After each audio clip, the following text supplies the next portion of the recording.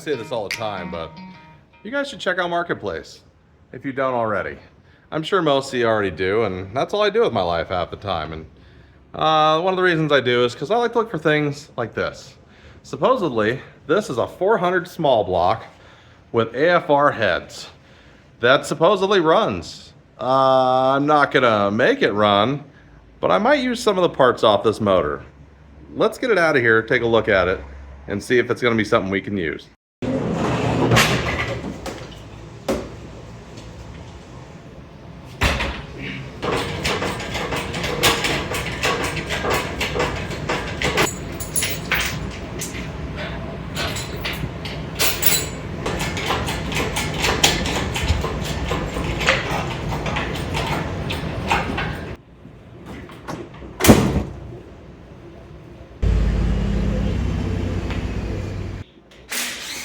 Some of you guys are probably wondering, why'd you buy this engine anyways? You got a 572 you're going to put in the Chevelle. And I'll tell you why. Because, to be honest with you, things like that 572, that Chevelle, they get kind of expensive.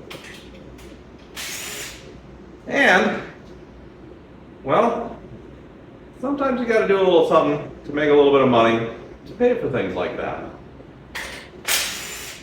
My original intent on this wasn't to buy the engine to make a bunch of money on it. So, yes, a lot of times I'll buy things like this to make money, but that wasn't my intent with this one. My intent with this one was actually to take the cylinder heads off of it and use them on the 350 that's already in the Chevelle. But when I got it home, I found out that just wasn't going to be an option. Let me explain why. First thing I did when I got home, it's called AFR. I wanted to know what these cylinder heads were.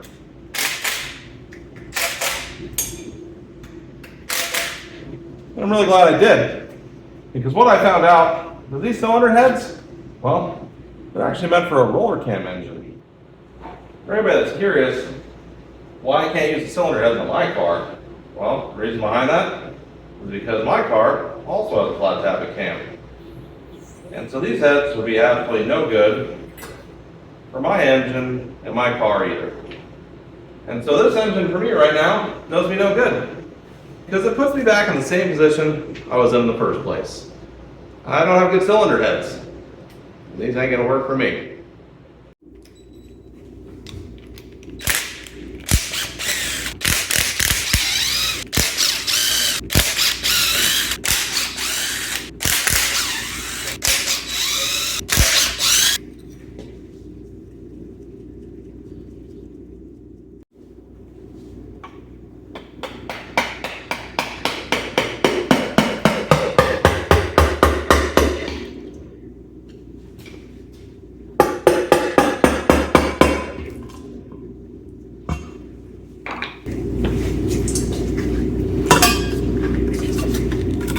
Well, that's something I wasn't expecting to see when I bought this engine. I figured it just had a flat tappet 400 that I was dealing with. Instead, this thing's been converted to a roller cam. Oh man, this just keeps getting better. On top of that, when you pull the valve covers off this thing, it's also got roller tip rockers on it. Oh, this is like a gift that just keeps on giving. Unfortunately, the valve train is where we run into our first problem. When I bought this engine, the guy actually was honest with me. He told me the engine had some problems, told me I had a whole bunch of bulbi, and he actually ran it for just a few minutes basically before he shut it down because he knew he had an issue. And what he ended up doing was pulling this motor out of his truck and putting in a crate motor instead. And so I kind of knew I had something wrong with it. And technically, I already knew what was wrong with it when I bought it because I pulled the valve cover before I ever brought it home. And for any of you Chevy guys, you already know too. She's got the wrong size push rods in her. The way I was able to tell immediately when I pulled the valve cover was actually by the rocker studs. Looking at all the rocker studs, the jam nuts are barely on there. And that was already a key kind of telltale that something was wrong. The other thing that I noticed as soon as I pulled them is the push rods are just way too long. For anybody that doesn't know, a stock flat tappet uses a 7.8 inch push rod, and an OE roller motor uses a 7.3 inch push rod. So technically, these are the wrong push rods for the engine. And And the only thing we have to worry about now is, do we have any bent valves? Let's pull the heads.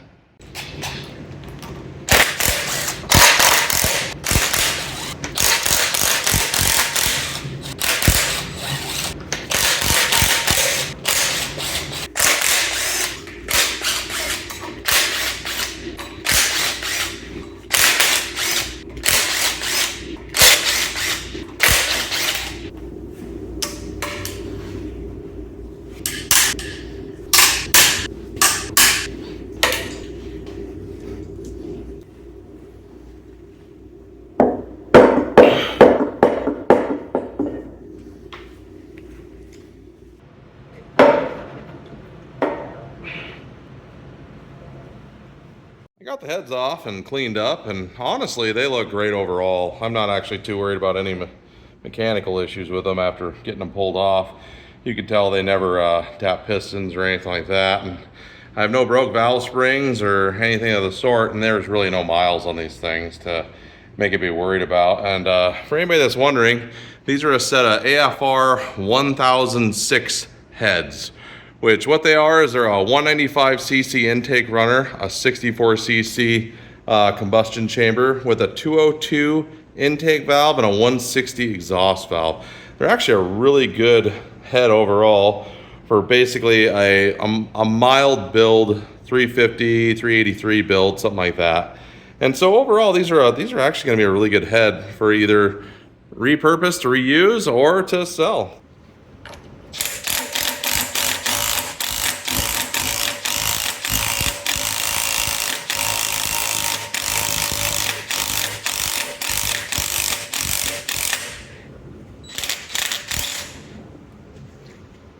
Now for a quick rundown on why I'm not going to be using this engine overall. Number 8 cylinder wasn't firing, and all the pistons are pretty loose in the bores. There's a crack in the block going into the water pump mount. There's a bolt busted off in this water pump mount. Also, the block is cracked and broke down here on this accessory mount. Overall, I don't think this block's too usable, but we'll let Marketplace decide. I'll throw this thing up and see if anybody has any interest in it. But before I do that, let's pull this front timing chain cover, let's pull that camshaft out, and let's pull this aftermarket pan. First thing I need to do, drain the oil out of this thing.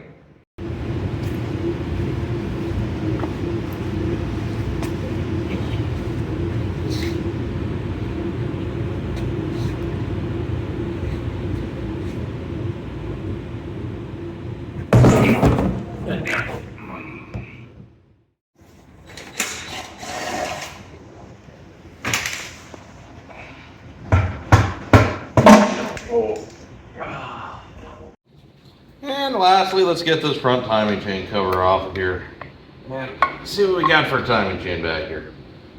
Now this thing has a snug fit.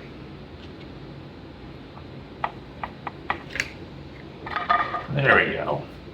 And it looks like this was built with a double roller timing chain, so that's pretty awesome. What's crazy is it looks like it has a GM part number on it.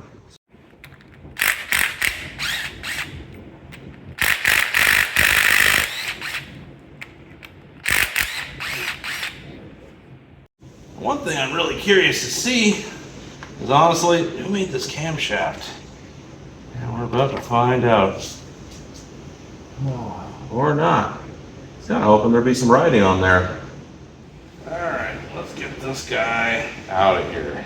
Mostly so I can see what this cam actually is. If this engine's kind of confusing you, it's not just you. I've been so confused since I bought this thing. I was really confused when I called AFR, and AFR told me this set of heads that were on this engine were built for a hydraulic roller cam small block. Well, that's not what this is. This thing factory is a flat tappet cam engine. And sitting in front of me is what actually looks like a flat tappet cam to me. But those are hydraulic roller lifters. At this point, I actually don't know how this thing ran. Let me give you a breakdown of what I think I actually have here. First thing we're going to look at is this a 400 engine block? Well, looking at the casting number on the block, this is in fact a 400 small block Chevy. For anybody that's curious how I know this isn't a roller block, because there's probably some of you that actually don't know. On factory roller engines, typically around here, there's going to be holes in the block where hold downs go for the spider assembly. What the spider assembly is it's a piece of metal that spans out and holds down right between the center of these lifters, and there's a dog bone, what they call a dog bone, that goes over the lifters. Typically what that does is that keeps the lifters from turning in their bores and wiping out the camshaft, and that allows the lifters to still be able to move separate of each other. And obviously this block is just not equipped with that. Next up, we're going to look at what is known as the a retrofit hydraulic roller lifter assembly. This is an aftermarket style hydraulic roller lifter that's actually meant to convert an old small block into a roller cam. With the engines not having the spider assembly and the dog bone assemblies, what they did is they actually just linked the lifters together with link bars, and that's how they keep the roller lifters from turning in their bores and destroying the cam. And technically these are roller lifters. What is in front of you is a set of roller lifters, but that brings up the next problem, which is this is not a roller camshaft. The most obvious thing you can see that can tell you that this is not a roller cam is the way the lobes are built. Technically, these big, sharp, pointy lobes on this thing, these are always used for flat tappet.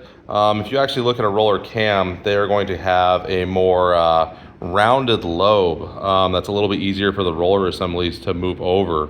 And it's really hard to kind of see, but if you actually look at the lobes are actually pitched. The lobes on these things are actually designed so that they spin the lifter around as they rotate. And the way they do that is the lobes are not perfectly flat across. They're actually higher on one side than the other. And that is actually to help make sure that the lifters spin inside their bores. One good way I can kind of showcase this to you guys is actually by showing you this lifter. If you actually look at the roller tip on this lifter, you can see that it was only riding on half the cam lobe for the entire run time. And that's because those cam lobes are pitched on a flat tappet engine. And so when you put a roller lifter on a flat tappet cam, you're not actually going to have good coverage. You're not going to have that lifter riding on more than half of that cam lobe at any given time. And eventually what's going to happen is you're going to end up ruining everything internally. I kind of touched on this earlier for you guys, but the first giveaway to me on this thing that there was a problem was actually these push rods. And as you can see by the length, these push rods are for use in a flat tappet cam scenario. But the biggest issue is they had these aftermarket roller lifters in here. Even with everything that's wrong with this engine, let's go over the value of what we did get with this engine. First thing we have that might be of some value is the 400 engine itself. And while the block might be trashed, the crank is still probably good. That is useful. Next up, we got a cast aluminum oil pan. Definitely worth it.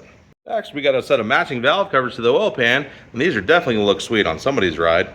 You can't be mad about having a Street Warrior performance intake manifold, especially one that's going to look great once it's all polished up. Also scored a double roller timing chain along with a polished front timing cover. Definitely can't be mad about having a spare set of ARP head bolts. Those are always awesome. For valve train, we gained some roller tip rockers. We also got a new set of push rods, and we also got these retrofit roller lifters, which honestly, with a little bit of wear they have on them, these should still be perfectly usable. And finally, we have the AFR heads. This is by far the biggest perk to buying this engine, and mostly the reason I did in the first place. One thing I definitely don't plan on keeping is going to be this camshaft. I definitely don't want to see this end up in somebody else's ride and have them have an issue. Having been ran with roller lifters, I just don't think it's a good idea to ever use something like this. While I think the lifters will be fine, this cam, it's definitely headed for the trash pile. In conclusion, go out there, jump on Marketplace, find you a good deal. But also, be cautious to what you buy. Depending on what you wanted to do with this thing, could have put you in a world of hurt, or could get you ahead. All depends on how you look at it. So, with that, this ends another episode of the Idaho Man Cave Show.